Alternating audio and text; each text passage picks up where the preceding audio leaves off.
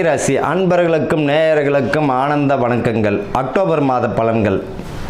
கன்னிராசிக்காரர்களுக்கு பார்த்தீங்கன்னா உங்கள் ராசியிலே இப்போ குரு வருகிறார். அவர் 22ஆம் தேதிக்கு அப்புறம் மாற்றம் தரும். இவர்களை கன்னிராசிக்காரர்களுக்கு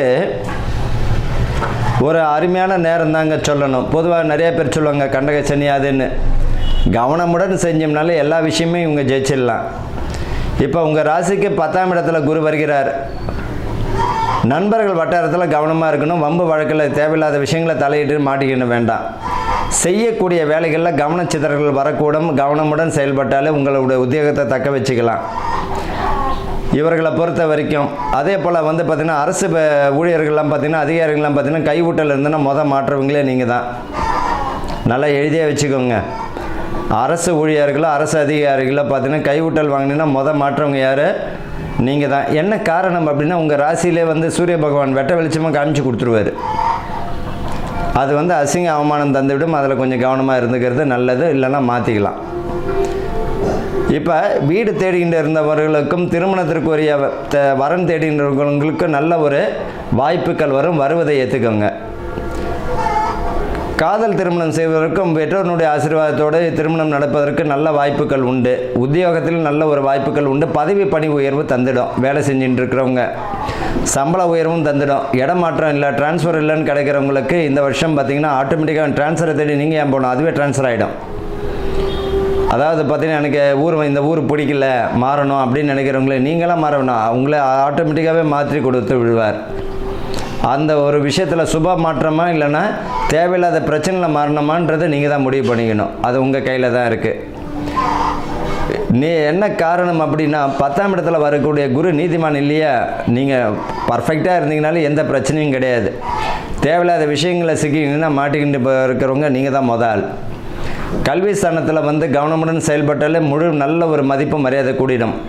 இந்த அக்டோபர் மாதத்தில் பார்த்திங்கன்னா பணம் புதிய முயற்சிகளில் இறங்கும் பொழுது கவனம் தேவை. தேவையில்லாத விஷயங்களை மூக்க நுழைக்க வேண்டாம்.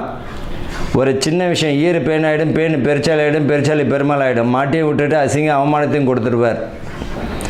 உற்றார் உறவில் மிக கவனம் தேவை. உற்றார் உறவு கவனமாக இருந்துக்கிறது நல்லது.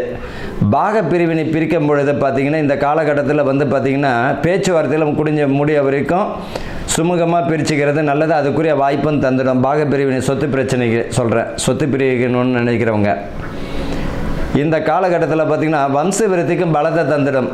பொதுவாக நான் ஏற்கனவே சொல்லியிருக்கேன், 7 சனி, அஷ்டம சனி, அர்த்தாஷ்டம சனி, கண்டக சனி இந்த காலகட்டத்தில் தான் பார்த்திங்கன்னா திருமணம், வீடு கட்டக்கூடியது, புத்திர பாக்கியம் இது எல்லாமே நல்ல விஷயத்தை கொடுப்பார்.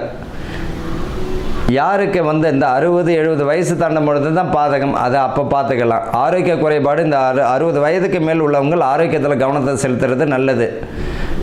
பாதம் சம்பந்தப்பட்டது, முட்டி சம்பந்தப்பட்டது, ரத்த சம்பந்தப்பட்டது, இதய சம்பந்தப்பட்ட பிரச்சனை வருவதற்கு வாய்ப்பு உண்டு. ஆரோக்கியம் கரெக்டாக எடுத்துக்கணும். மருத்துவம் கரெக்டாக எடுத்துக்கணும்.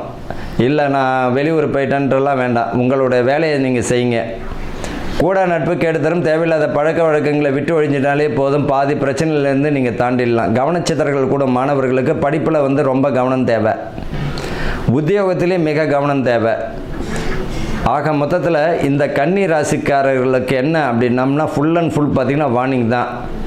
ஆரோக்கியத்தில் கவனமாக இருக்கணும், வேலையில் கவனமாக இருக்கணும், படிப்பில் கவனமாக இருக்கணும், செய்யக்கூடிய வேலையில் கவனமாக இருக்கணும், குடும்பத்தில் எடுத்துக்கிட்டாலும் கவனமாக இருக்கணும். ஆனால் சுப விசேஷத்துக்கு பலத்தை தந்துடும். ஆக மொத்தத்தில் கவனமுடன் கூடிய புதிய முயற்சிகள் வெற்றி தரக்கூடிய மாதமாகத்தான் இந்த அக்டோபர் மாதம் இருக்கும். பரிகாரம் என்னங்க? உங்கள் குடும்பத்தை நீங்கள் பாருங்கள். இதுதான் பரிகாரம். உங்களுடைய மனைவி, உங்களுடைய பிள்ளைகள் இங்கே சந்தோஷமாக இருந்தாலும் வெளியே சக்ஸஸ் ஆகிடும். நண்பர்கள் விஷயத்தில் வாக்கில் நிதானமாக கையாண்டாலே போதும். அதுதான் பரிகாரம்.